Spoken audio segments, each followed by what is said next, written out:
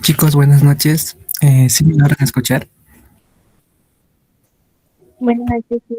Sí, Ok, bueno, buenas noches chicos con todos. En representación de Socienca y Sociemud me dirijo a ustedes para darles la más cordial bienvenida a esta ponencia del curso nacional de trastornos hematológicos y evaluación clínico de laboratorio.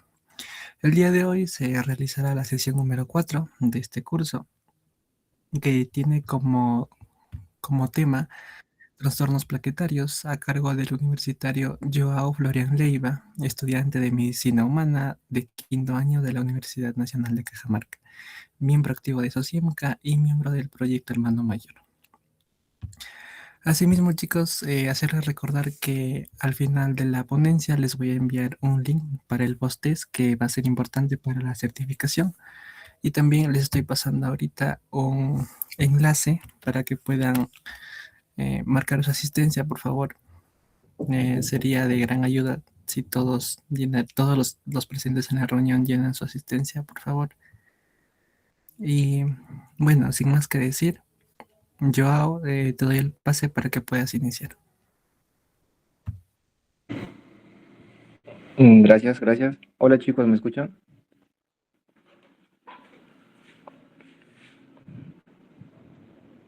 Ya, perfecto.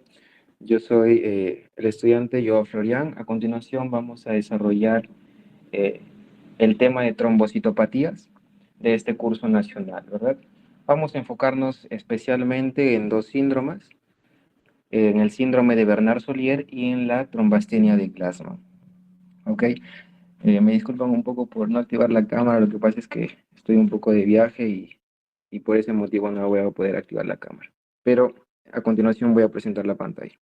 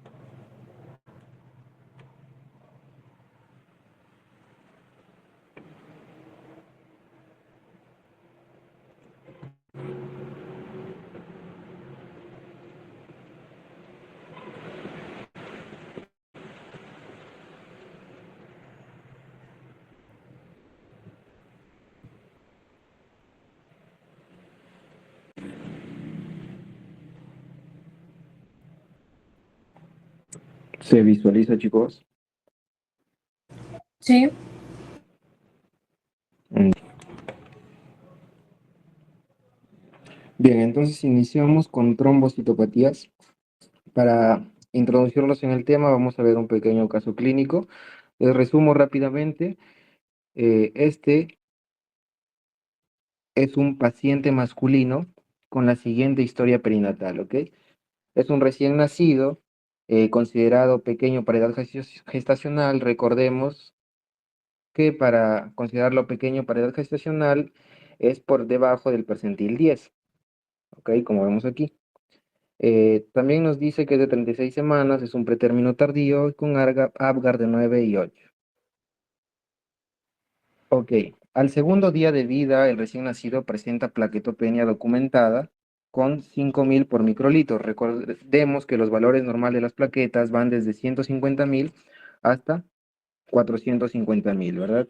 También la madre refiere que encontró heces sanguinolentas sin evidencias de sangrado en piel.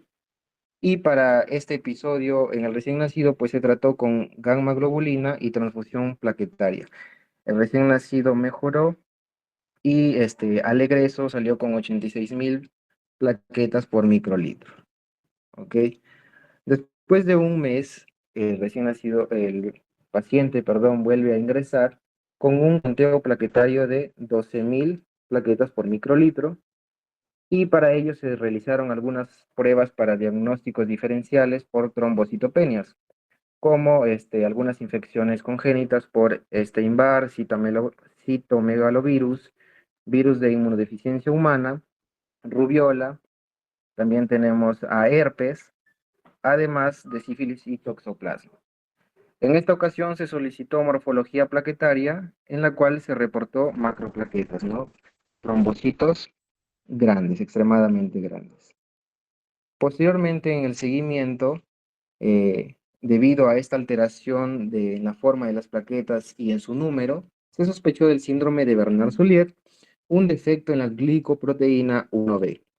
¿Ok? Para esto se solicitó la prueba confirmatoria, que es la citometría de flujo, y en ella no expresaba la glicoproteína 1B, pero sí los marcadores para la glicoproteína 2B y glicoproteína 3A.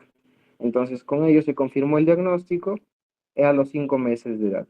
Seguidamente, el paciente requirió su tratamiento fue simplemente la transfusión de plaquetas en episodios de sangrado activo. ¿Ok? No se transfundió plaquetas cuando no lo necesitaba o de manera constante, simplemente en episodios de sangrado activo. Y llevó una vida normal. Bien. Un momentito, por favor.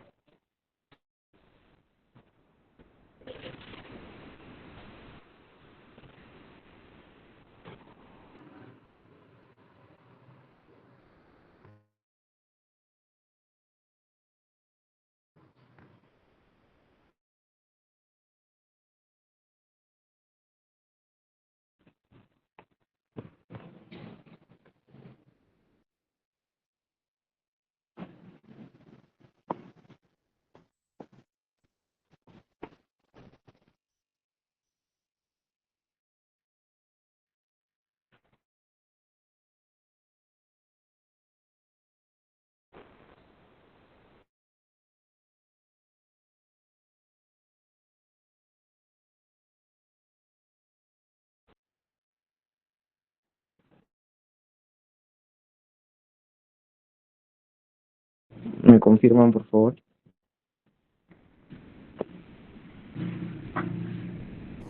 No se ve.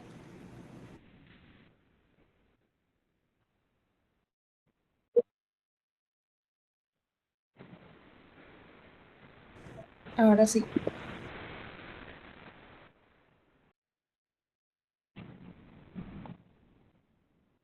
Ahora,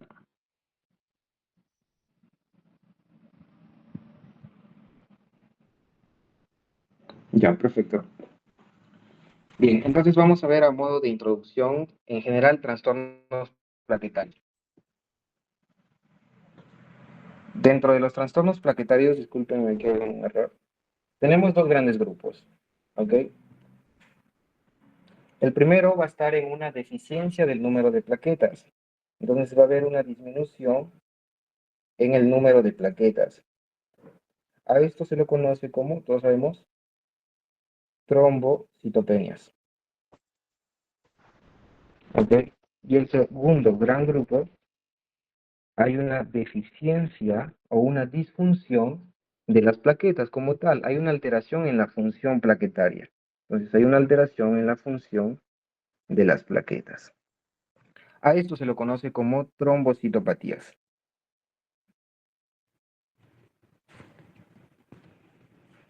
Entonces, dentro de las trombocitopatías, que es en realidad el tema de hoy, pues vamos a tener dos etiologías, ¿no? Las que son de causas adquiridas y las congénitas.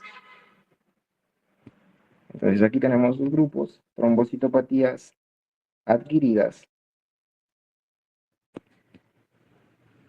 y las trombocitopatías congénitas.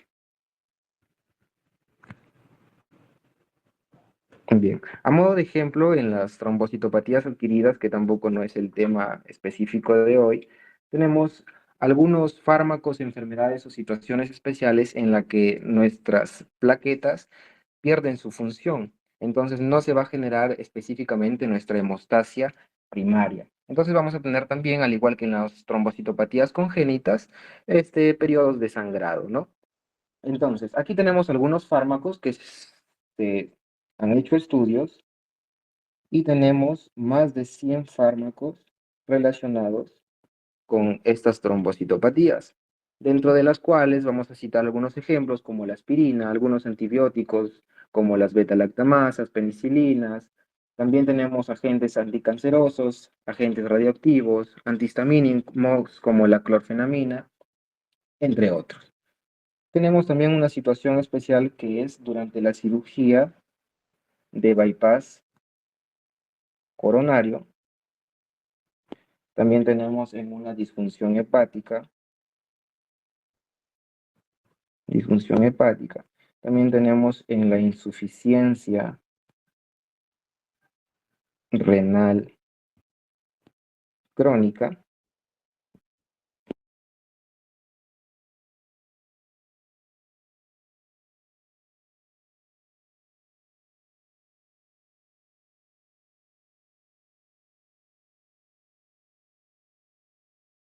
Tenemos los trastornos adquiridos. Ahora, nuestros dos síndromes que tocaremos ahora, que es el síndrome de Bernard-Solier y la trombastenia de Glasman, se encuentra dentro de los trastornos congénitos. ¿Ok? Específicamente en el primer mecanismo fisiopatológico, que es cuando hay un defecto en los receptores de membrana. ¿Ya? Entonces, aquí vamos a citar a nuestros dos síndromes. El síndrome de Bernard-Solier y la trombastenia de Glasman. Aparte de este mecanismo fisiopatológico, tenemos otros cuatro. ¿Okay? El segundo mecanismo es por un defecto en las enzimas o en las proteínas de señalización intraplaquetarias. ¿Ya? Estas proteínas o enzimas que están muy relacionadas con procesos de activación plaquetaria y agregación plaquetaria consecuentemente, pero que son trastornos muy raros, que no se ven a diario. El síndrome de Bernard-Solier y trombastenia de Glasman son los que se podrían mencionar de estos trastornos congénitos los más frecuentes. Como tercer mecanismo fisiopatológico tenemos una alteración o un defecto en los receptores, pero no de membrana, sino en los receptores de señalización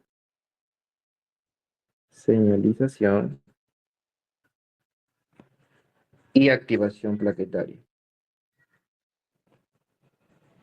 Como cuarto mecanismo, tenemos un defecto en los gránulos. Aquí vamos a explicar más adelante, gránulos alfa, gránulos delta o densos que se encuentran en las plaquetas, y el defecto va a estar tanto en su secreción como en la función de sus componentes. ¿Ok? Aquí, por ejemplo, podemos citar al trastorno de las plaquetas grises, entre otros síntomas. Y como último mecanismo, cuando hay un defecto en la exposición de los fosfolípidos de membrana. Exposición de los fosfolípidos. Entonces, para hablar ya de los síndromes es necesario, en primer lugar, recordar cuál es la fisiología normal de las plaquetas. Primero vamos a recordar cuál es su estructura. ¿Okay? Se identifican cuatro zonas muy importantes, que es la zona periférica. Tenemos a la zona estructural, también conocida como la zona de Sol-Gel. Tenemos a la zona de orgánulos y al sistema de membranas. Bien, con respecto a la zona periférica vamos a tener dos componentes, a la membrana plasmática y al glucocálix. La membrana plasmática como tal, sabemos que es la bicapa lipídica que va a contener algunos fosfolípidos muy importantes. Y también vamos a tener aquí al factor tisular, que es el factor de coagulación número 3, como recordamos.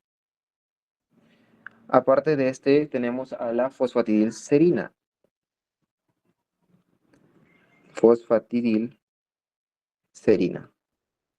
¿Cuál es la función de este fosfolípido? La fosfatidilcerina específicamente va a funcionar, valga la redundancia, como una alfombra de anclaje. ¿Para qué? Para que todos los factores de coagulación posteriormente en la hemostasia secundaria se adhieran a estos fosfolípidos y empiecen a generar esta agregación plaquetaria. Entonces es muy importante esta exposición de fosfolípidos, pues como mencionamos, el quinto mecanismo fisiopatológico de las trombocitopatías congénitas son un defecto en esta exposición. ¿Ok? Y aquí vamos a citar al síndrome de Stomoker, ¿no? Que es el síndrome por una mala exposición de la fosfatidilcerina. Por tanto, más adelante no se va a poder generar este anclaje de los factores de coagulación. Bien, con respecto al glucocálix, el glucocálix sabemos que es esa manta de polisacáridos complejos, ¿no? Que cubren nuestra membrana y que está conformados por glucoproteínas o glucosaminoglucanos. Bien, van a estar involucrados en todos los procesos, desde el más simple al más complejo, como la adhesión plaquetaria, también en la activación de esta, en la agregación plaquetaria y en la señalización intraplaquetaria que se genera para los diversos procesos, como retracción del coágulo, entre otros. ¿Ya? Aquí es muy importante mencionar dentro del glucocálix a la conformación por el ácido siálico. ¿Qué es el ácido siálico? Es aquel ácido que cubre a algunas glicoproteínas muy importantes. ¿Qué pasa cuando empieza a envejecer, no? Recordemos que el tiempo de vida media de las plaquetas es de 8 a 10 días aproximadamente. Cuando entonces están en su periodo de senescencia, el ácido siálico empieza a disminuir y por tanto se empiezan a expresar algunos glucoproteínas como las siguientes. La beta-galactosa. También tenemos a la N-acetil galactosamina y a la N-acetil glucosamina. ¿Qué pasa cuando se exponen estos tres glicoproteínas? Lo que pasa es que estas van a ser reconocidas, este es un dato muy importante, van a ser reconocidas por los receptores que se encuentran específicamente en los hepatocitos, primordialmente. ¿Ok? Estos receptores se conocen como los receptores de Aswell y Morel. ¿Qué van a hacer estos receptores? Al identificar a estas glicoproteínas en las plaquetas, van a empezar el proceso de aclaramiento plaquetario y eliminación, pues detectan que las plaquetas ya están envejeciendo o que tienen una alteración en su función. Entonces, muy importante tener en cuenta el ácido siálico en el glucocálix. Pasamos posteriormente a la zona estructural, en la cual va a estar conformada por los microtúbulos, que son proteínas tubulares que van a conformar el citoesqueleto de la plaqueta. ¿Ok? Es el soporte de todo el citoplasma plaquetario, los microtúbulos, y que van a estar relacionados con la actina y la miosina, proteínas de contractilidad muy importantes que todos conocemos, para al momento de que la plaqueta se active o empiece a generar este tapón plaquetario, sufre un cambio conformacional. Aquí la plaqueta se contrae y se generan los famosos pseudópodos plaquetarios. Bien, luego pasamos a la zona de gránulos, donde vamos a tener a los siguientes, los gránulos alfa, que son los más predominantes, y aquí vamos a tener a algunos factores de la población que se expresan, como el factor 5, también vamos a tener algunos factores de crecimiento, también al colágeno, al fibrinógeno, entre muchos otros componentes importantes. Después tenemos a los gránulos densos o los gránulos delta, que aproximadamente se encuentran de 4 a 10 gránulos por plaqueta, y los gránulos alfa, perdón, me olvidé de mencionarles, va desde 50 a 80 por plaqueta. ¿Ok? En los gránulos delta vamos a encontrar pues algunos componentes como el ADP, el ATP, que son importantes como agentes agonistas de la agregación plaquetaria. Con respecto al sistema de membranas, Aquí vamos a tener dos sistemas muy importantes, que es el sistema canalicular abierto y el sistema tubular denso. ¿Ok? El sistema canalicular abierto, como vemos aquí, pues son invaginaciones de la membrana plasmática del megacariocito, viene desde el megacariocito. Aquí, de acuerdo a las señalizaciones que se produce aquí para generar la fragmentación del megacariocito en plaquetas, es que se van generando estas pequeñas, canalículos abiertos, ¿no? Que simplemente se definen como invaginaciones de la membrana, este, plasmática de los megacariocitos. Son muy importantes en que nos va a permitir la secreción de los componentes de los gránulos, tanto alfa, delta, que se encuentran en las plaquetas. Ok, aquí gracias a la actina y la miosina que van a generar contracción, estos gránulos van a pasar hacia el exterior, pues mantienen una comunicación abierta gracias al sistema canalicular.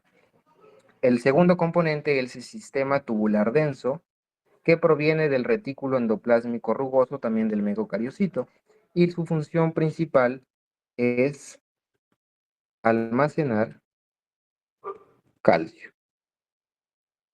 ion muy importante para la contracción también de estos microtúbulos que van a generar después la formación del tapón plaquetario. Entonces, tener en cuenta esos dos sistemas. Posteriormente, en este gráfico, vamos a enfocarnos específicamente en nuestras dos patologías. ¿Ok? Aquí vamos a citar en primer lugar a nuestro receptor GP1B. ¿Ok? El receptor GP1B95 es el receptor al cual se va a unir el factor de von Willebrand, como podemos ver aquí.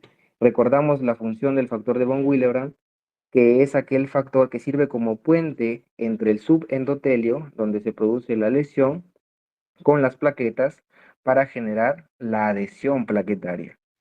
Entonces, aquí este receptor GP1B está relacionado con la adhesión. Ya. Y el otro receptor importante que debemos recordar es la integrina alfa 2 beta 1, que también nos va a dar algunos trastornos de la coagulación por defectos en los receptores de membrana. Con respecto al otro receptor importante es la integrina alfa 2 beta beta 3. Bien, este receptor su función es unirse al fibrinógeno y generar puentes entre plaquetas. La función entonces final sería la agregación plaquetaria. Entonces, dos importantes, tenemos el receptor alfa 2 beta beta 3 y el receptor glicoproteína 1B95. Bien, ahora sí vamos a tocar el síndrome de Bernard-Solier. Bien, el síndrome de Bernard-Solier es un trastorno de la coagulación mixta. ¿Por qué decimos que es un trastorno de la coagulación mixta? Porque no solo falla la función de las plaquetas, ok, va a haber una disfunción plaquetaria, pero también habrá un menor número de estas, menor número de plaquetas. Entonces, es una trombocitopatía y una trombocitopenia, ¿no? El síndrome de Bernard-Solier.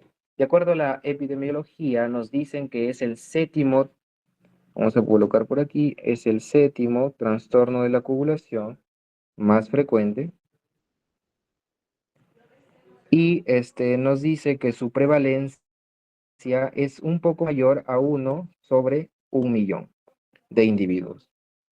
Una característica muy importante aquí es la herencia, que se describe como un patrón de autosómico recesivo. Y dentro de los factores de predisposición tenemos a la consanguinidad paterna. La consanguinidad paterna es aquel matrimonio de individuos que comparten un ancestro común, ¿ok? Tienen por ahí un ancestro en común y por ende es que es un factor de predisposición para este síndrome. Vamos a explicar un poco de la herencia autosómica recesiva, que en la mayoría de los casos se da con padres portadores. Por ejemplo, tenemos un padre portador y sus hijos, al haciendo la tabla de Mendel, pues vamos a tener la siguiente distribución.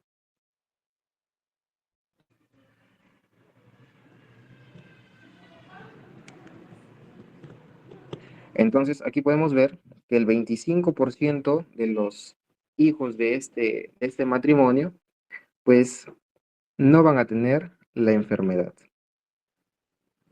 No van a tener la enfermedad. El 50% de estos van a ser portadores. ¿Ok? Van a ser portadores, pero como son recesivos, pues no van a generar el fenotipo de la enfermedad. Y el 25% final van a ser los que van a desarrollar la enfermedad. Entonces hay un poco de la herencia autosómica recesiva que es muy importante, es dato de examen. Otro dato de epidemiología, no muy importante, nos dice que es muy frecuente este síndrome en individuos de ascendencia mediterránea, que hay que tener en cuenta por ahí. Con respecto entonces a la fisiopatología se resume en un defecto en el receptor de membrana, glicoproteína 1B95.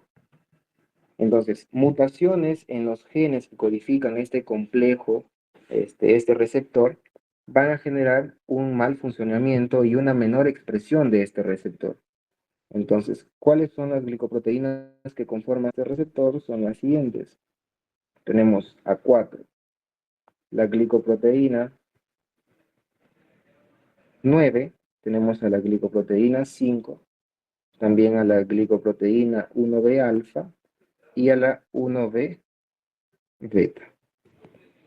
Entonces, cuando hay mutaciones en los genes que codifican estas glicoproteínas, es cuando va a haber una menor expresión de nuestro receptor. Ok, acá tenemos los 4 componentes del receptor GP1B, el GP1B alfa, el GP9, la glicoproteína 1B beta y la glicoproteína 5. La más importante aquí es resaltar a la subunidad glicoproteína 1B alfa. ¿Por qué? Porque es esta la que va a unirse al factor de von Willebrand y esta a su vez al endotelio, ¿no? Al endotelio que sufrió una lesión. Entonces, cuando hay menor expresión de este receptor, que como sabemos su función principal es la adhesión plaquetaria, entonces va a haber una disminución en la adhesión plaquetaria. Aparte, el receptor está involucrado en procesos de maduración también del megacariocito y de su fragmentación. Por ende, si estos se fragmentan inadecuadamente, van a generar plaquetas mucho más grandes. Entonces vamos a tener macroplaquetas.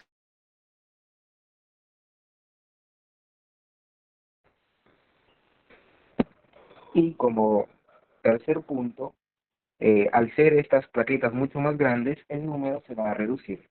Y vamos a tener aquí la trombocitopenia.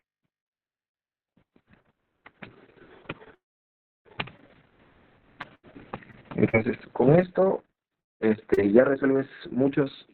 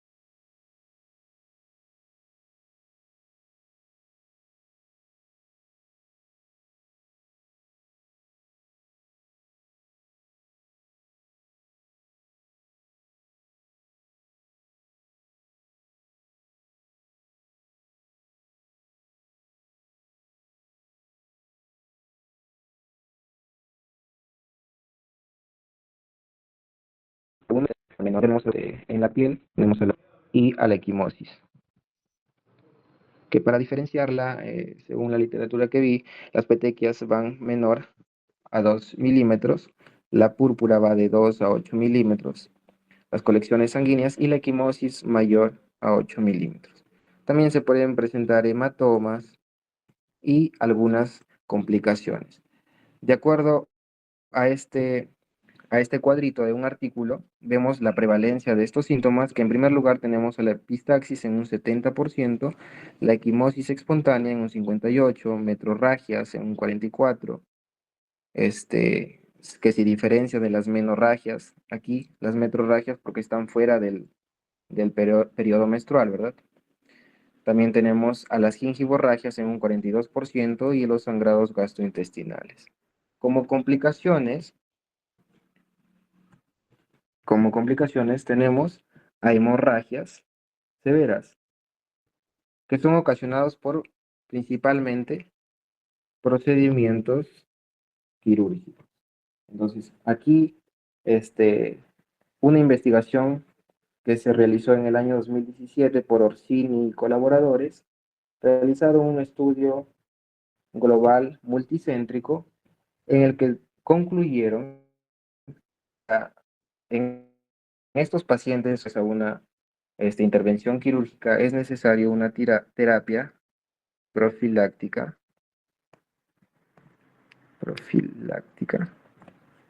antihemorrágica.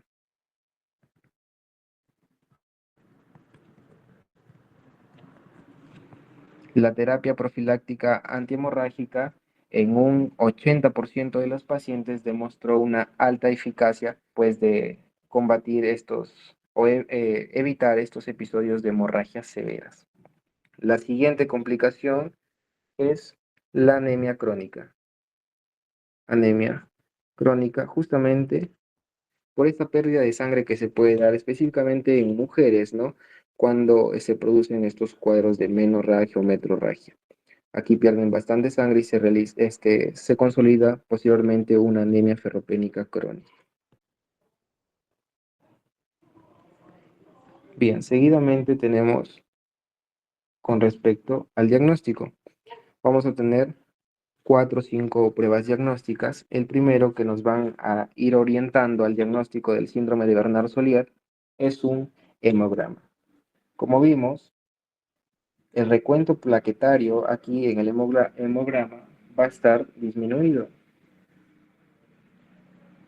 Entonces las plaquetas van a estar por debajo de 150.000 por microlitro. Y el volumen plaquetario medio también va a estar disminuido. Ok, perdón, aquí en el volumen plaquetario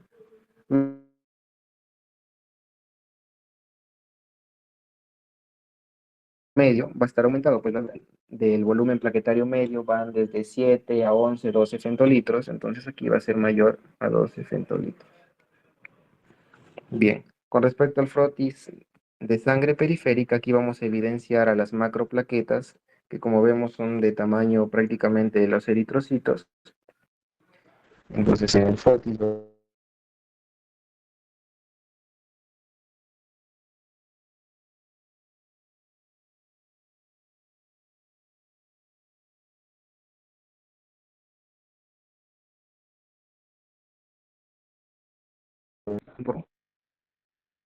agregometría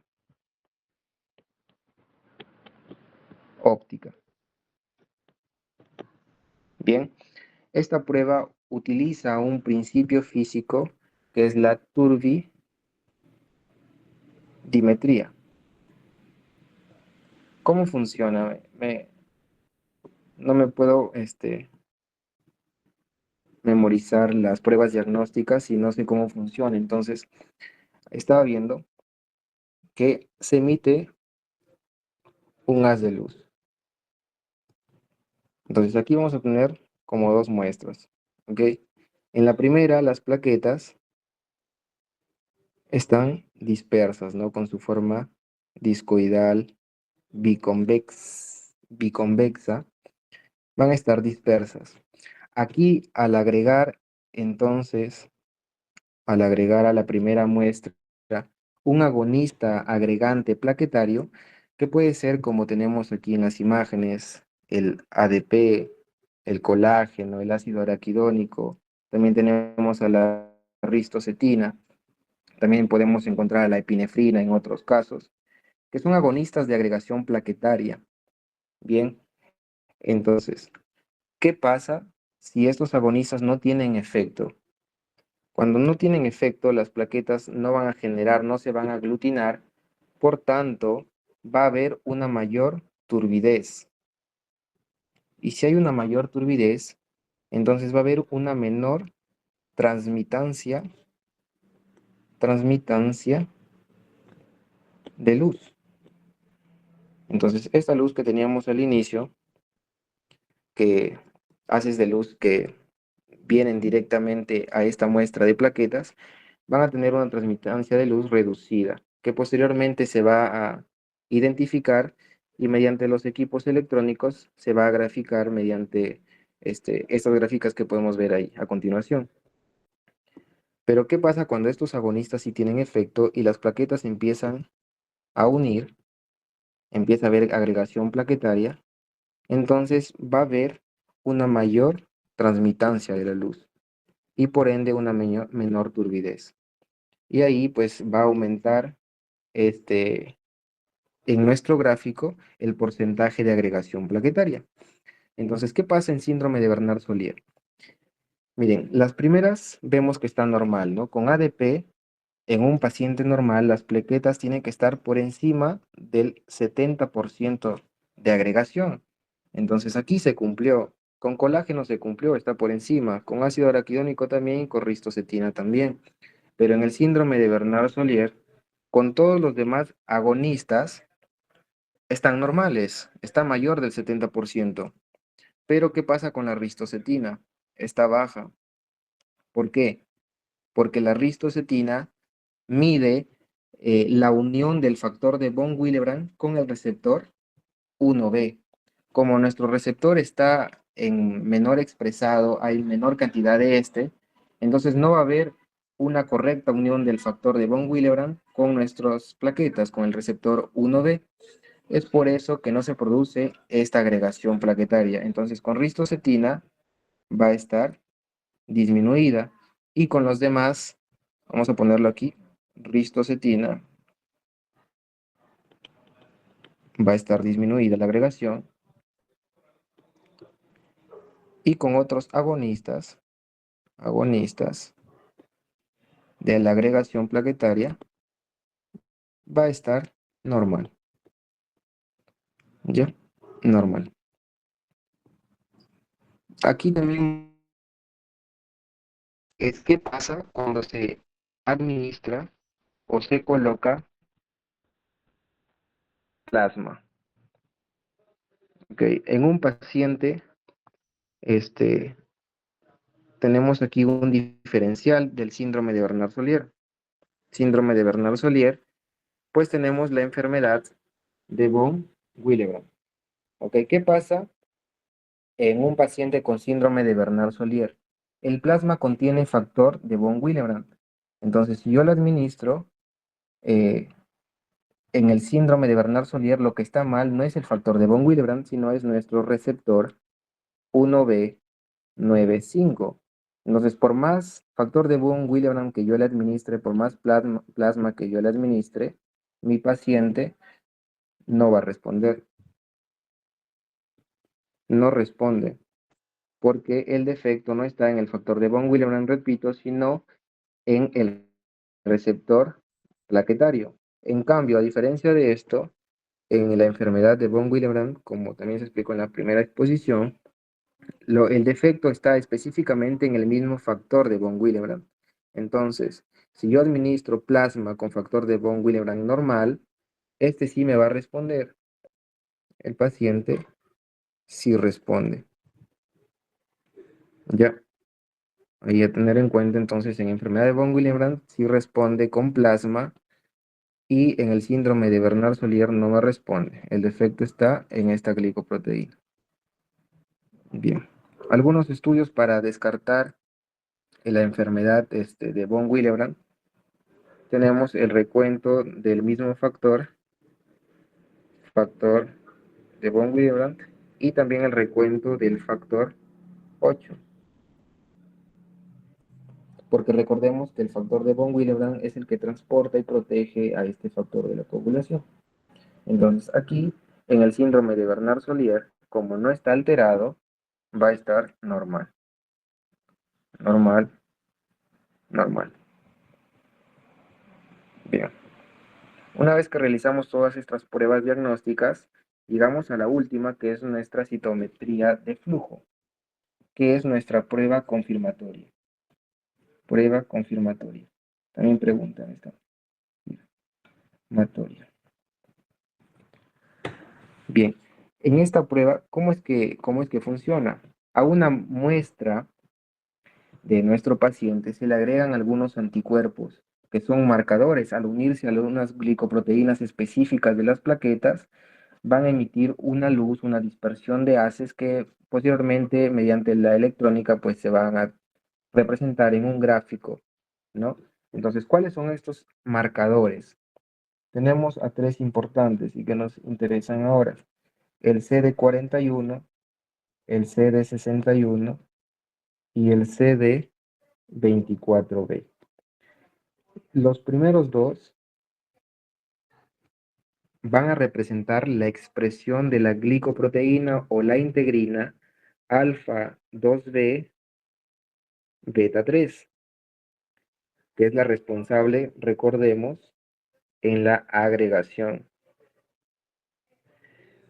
Pero la última, la CD24B, va a expresar la glicoproteína 1B, que es la que estamos viendo ahora mismo, glicoproteína 1B 95, que está encargada de la adhesión plaquetaria. Entonces, si hay una mayor expresión de este marcador CD24B, quiere decir que la adhesión está correcta. Mi glicoproteína 1B está en concentraciones normales. Si está disminuida, quiere decir que hay ahí un defecto en esta expresión. Entonces, con respecto a estos gráficos, cada punto que podemos observar representa a una plaqueta. ¿Ok? A esta plaqueta tenemos dos marcadores, en el eje X y en el eje Y. En el eje X vemos que tenemos al marcador CD24B, que es la que nos permite la expresión de la glicoproteína 1B, y el CD41, que nos permite la expresión de la integrina alfa 2B beta 3 en la eje de las Y. Entonces, cuando vamos a tener cuatro posibilidades en los cuatro cuadrantes.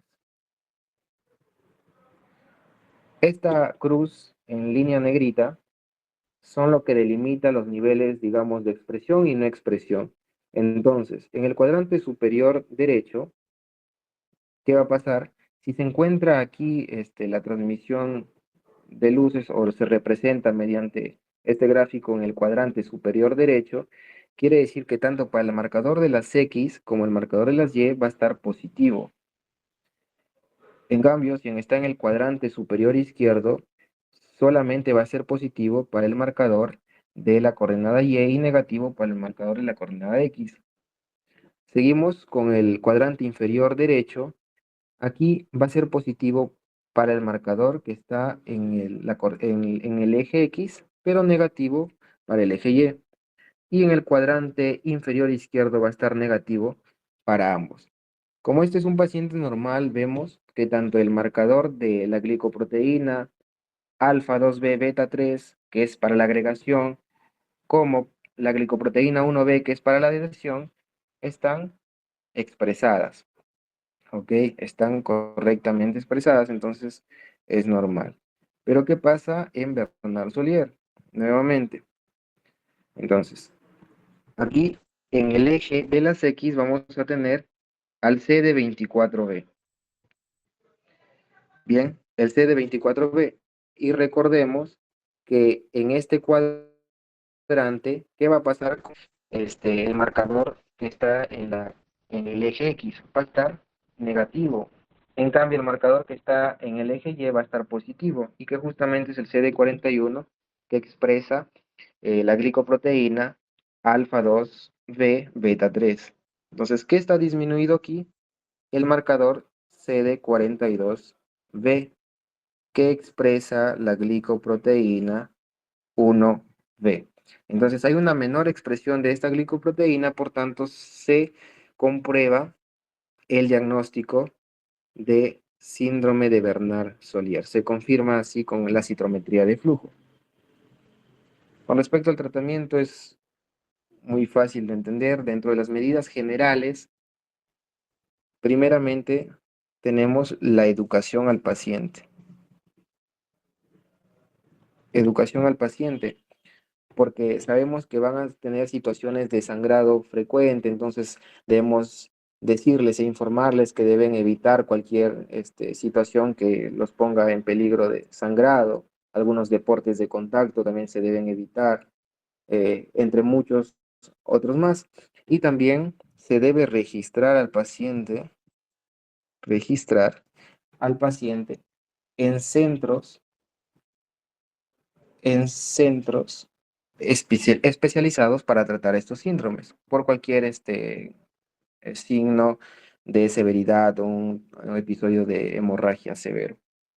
Con respecto a las medidas para una hemorragia leve, aquí tenemos alguna epistaxis, gingivorragias que se pueden manejar, que son leves. Pues en primer lugar vamos a usar las medidas conservadoras. Medidas conservadoras de hemostasia.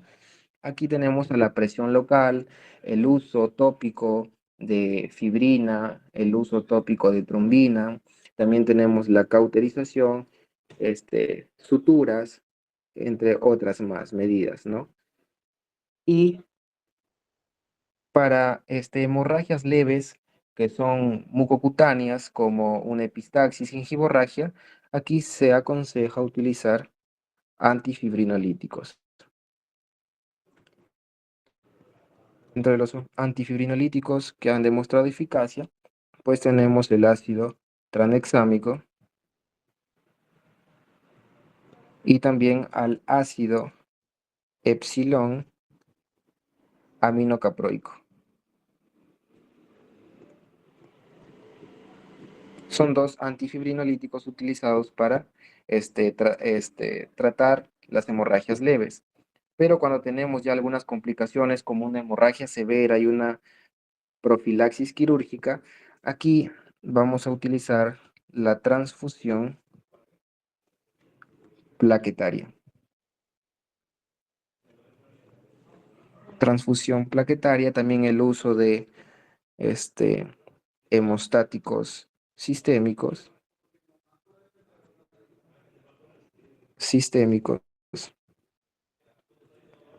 y finalmente se usa el factor recombinante 7 activado humano. ¿Qué hace? ¿Cuál es la función de este factor? Como sabemos, va a activar el factor 10, es decir, va a generar un bypass en la hemostasia, va a ser independiente de la hemostasia primaria.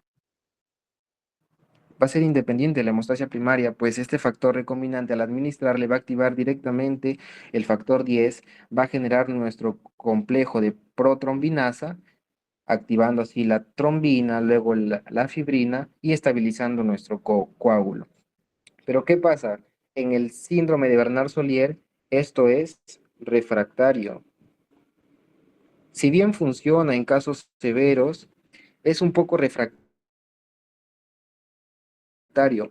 ¿Por qué? Porque pasa mal nuestra adhesión plaquetaria. Entonces yo puedo formar el coágulo, puedo estabilizarlo, pero no está adherido al endotelio, entonces va a ser al final inestable, ¿no? Y se va a reducir finalmente. Entonces no es muy aconsejado aquí.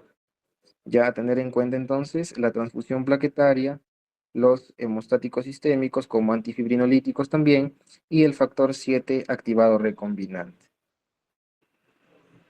En segundo lugar tenemos a la trombastenia de Glasman. Con respecto a la trombastenia de Glasman, tenemos que es un trastorno también de la coagulación, pero específicamente del defecto en la función plaquetaria. Este ya no es un situación mixta. Entonces, trastorno en defecto de la función de las plaquetas. Al igual que la primera, va a tener una herencia que va a ser autosómica recesiva. ¿Ok? Aquí va a haber, de acuerdo a la epidemiología, una mayor predisposición, una mayor frecuencia por las mujeres. ¿Ya? Y dentro de los factores de predisposición también, al igual que la primera, tenemos consanguinidad, consanguinidad paterna.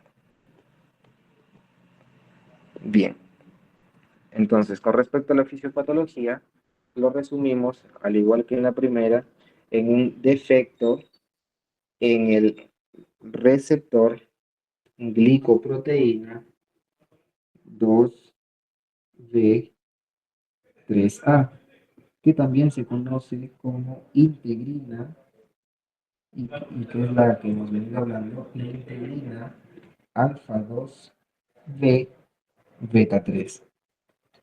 Entonces, hay un defecto en la expresión de esta integrina por mutaciones en los genes que la codifican también.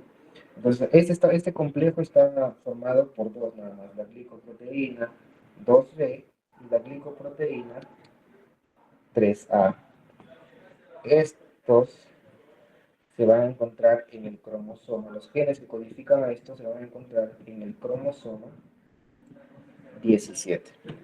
Entonces, aquí también mutaciones que pueden ser translocación, duplicación, nos generan defectos en estas glicoproteínas y posteriormente una menor expresión de nuestra integrina alfa 2 beta beta 3, que como recordemos es la encargada de la agregación plaquetaria. Entonces aquí la agregación va a estar disminuida.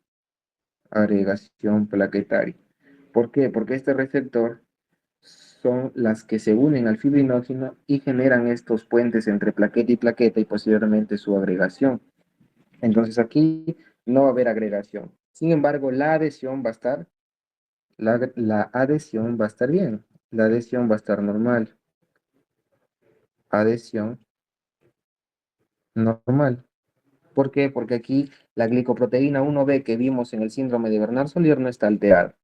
Entonces, adhesión normal, agregación anormal, disminuida. Con respecto a la clínica, vamos a tener a tres signos importantes.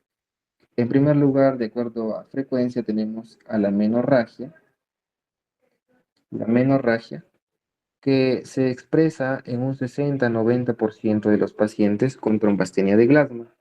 Luego tenemos a la epistaxis en un 50 a 80%. Y finalmente tenemos a la gingivorragia,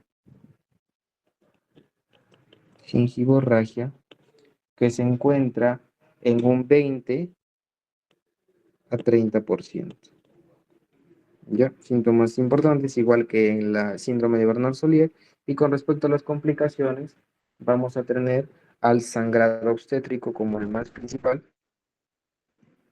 Sangrado obstétrico relacionado con la prevalencia en mujeres, ¿no? Por una prolongación en el periodo menstrual, una menorragia.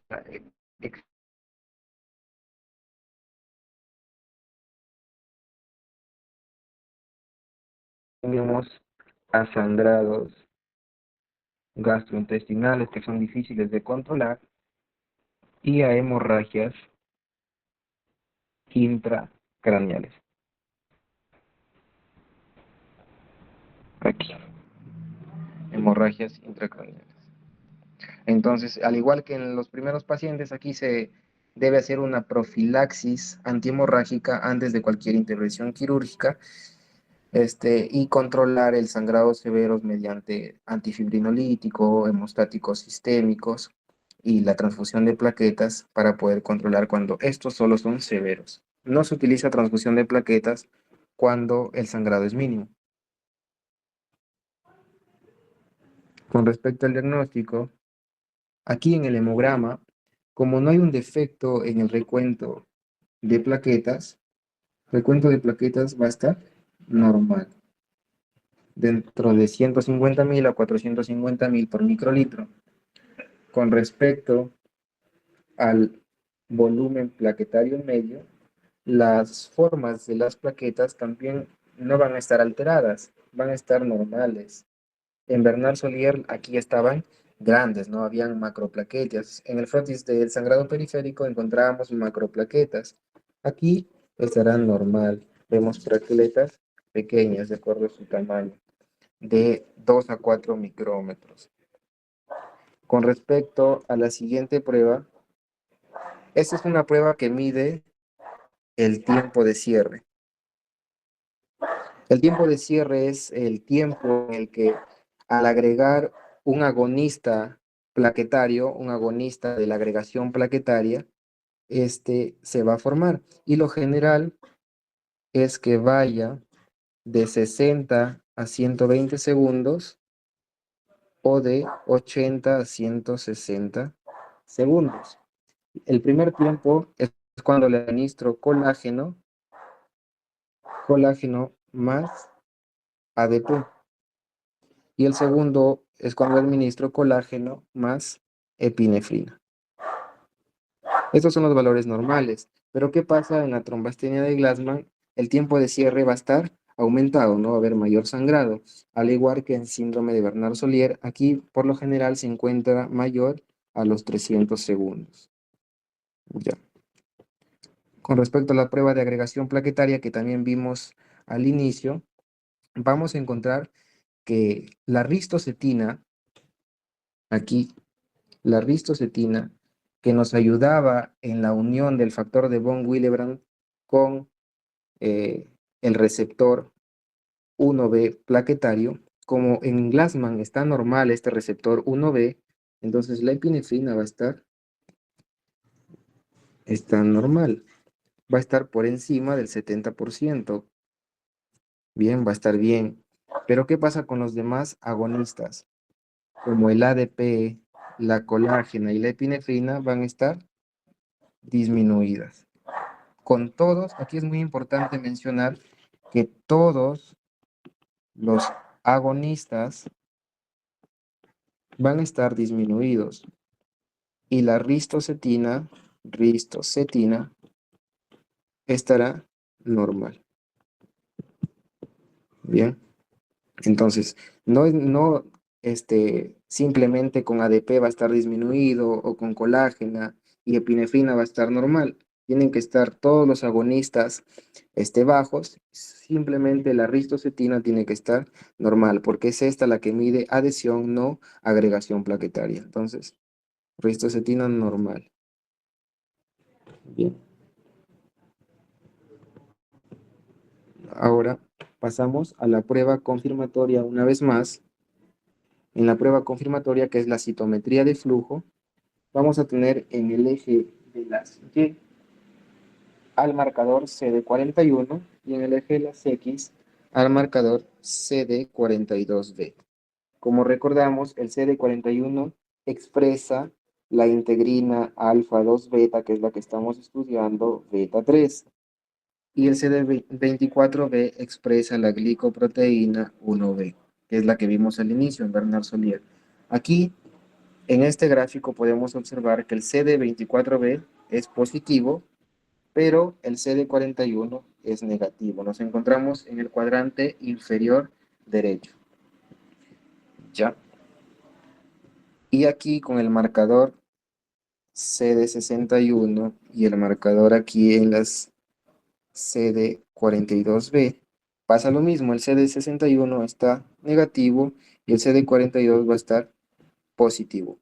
Entonces, el CD41 y CD61 me expresan a la integrina esta, la integrina alfa 2 beta, beta 3. Específicamente, el marcador CD41 expresa el alfa 2 beta y el CD61 el beta 3. ¿Ya? Por si lo querían saber. Y esto nos va a ayudar en la clasificación, porque el síndrome la trombastenia de Glassman se clasifica en tres tipos. Tenemos al tipo 1, el tipo 2 y el tipo 3. En el tipo 1 la expresión de los marcadores va a ser nula, menor al 5%. En el tipo 2 va a ser de 5 al 20% la expresión. ¿Ya? Entonces aquí tenemos que son defectos cuantitativos. Cuantitativos. En cambio, en el tipo 3 de la trombastina de Glassman, este va a estar por mayor del 20%. Entonces aquí sí va a haber expresión del marcador. Por lo tanto, también se lo considera en algunas literaturas como un defecto cualitativo. Cualitativo.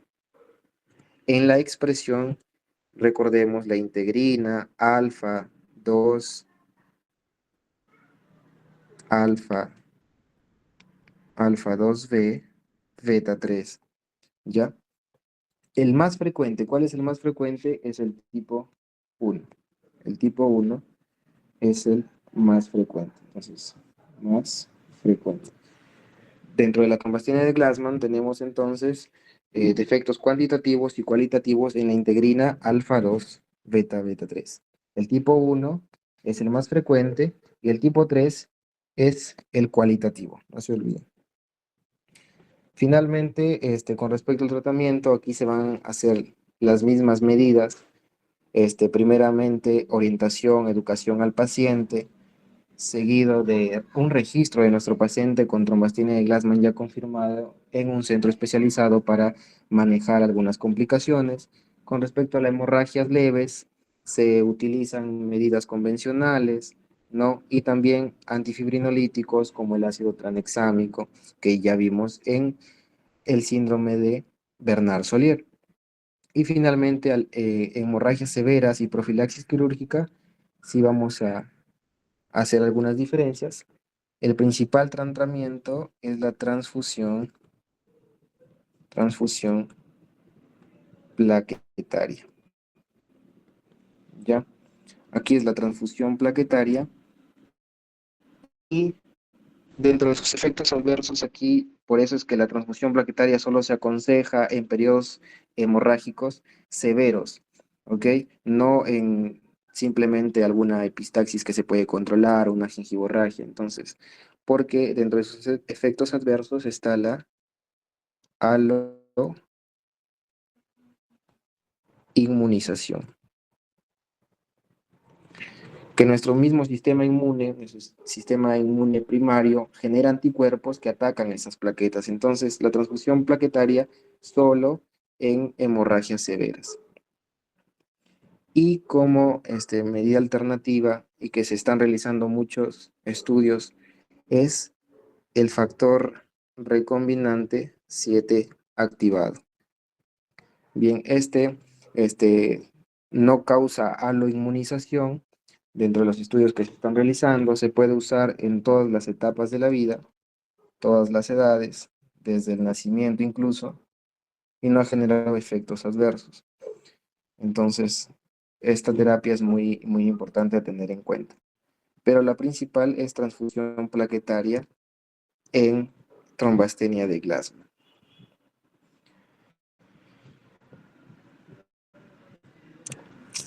Bien, entonces, algún modo de vamos a ver características específicas que no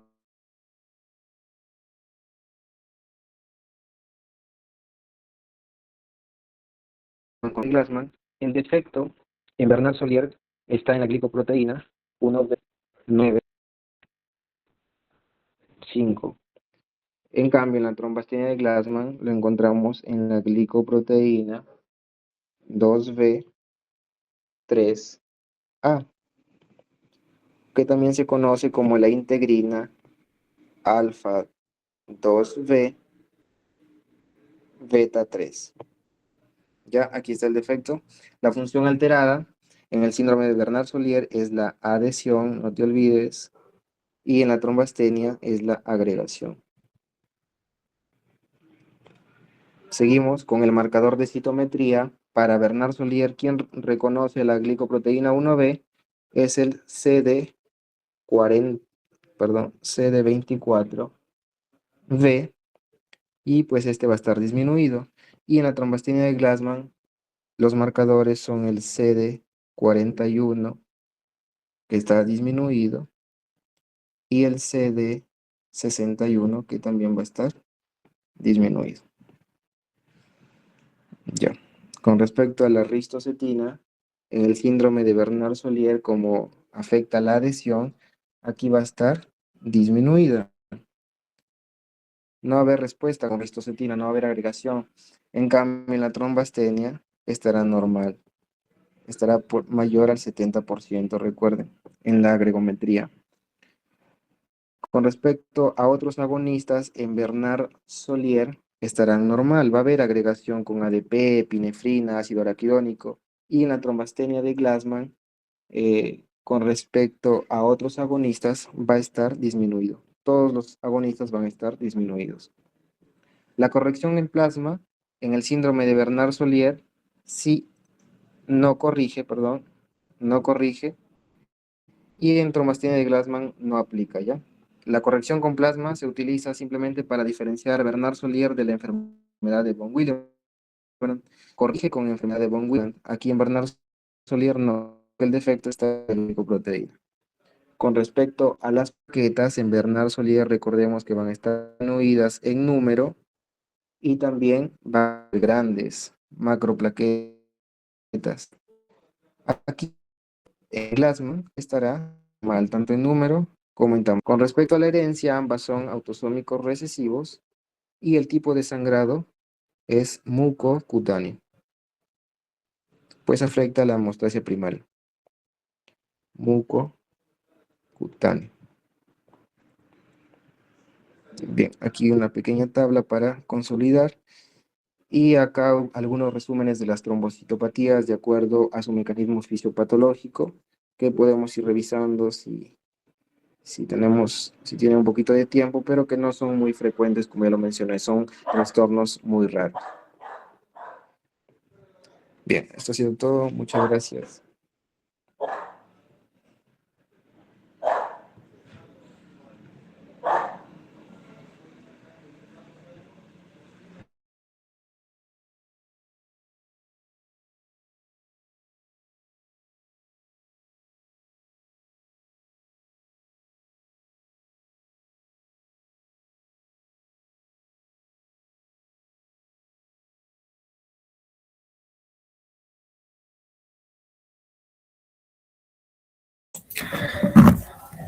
Muchas gracias, Joao, por tu excelente exposición y por compartir generosamente tu conocimiento con todos nosotros.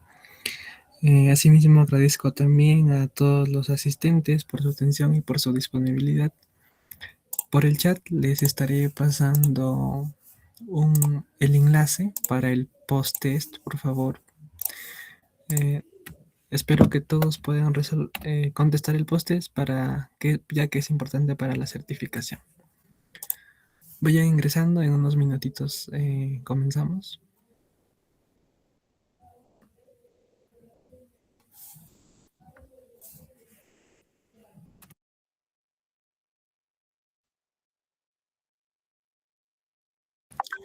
Traten de poner sus nombres y apellidos completos, o si no, solo un nombre y un apellido, por favor.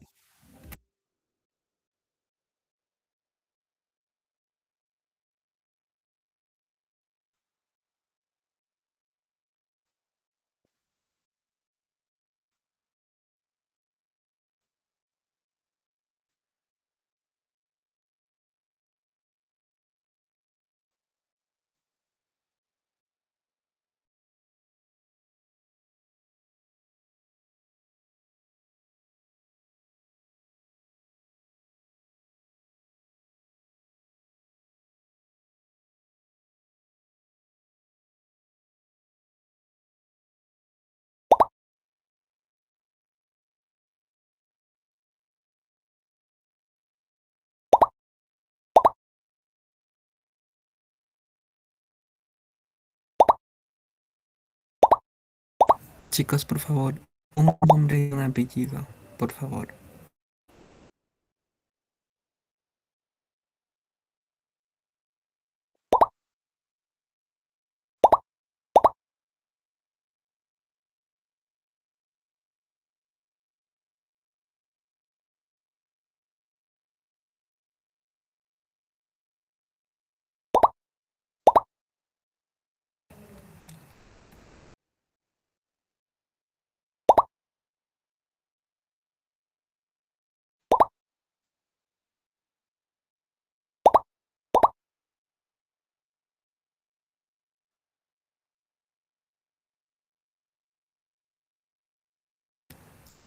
A las 9:25 empezamos, chicos, únanse, por favor.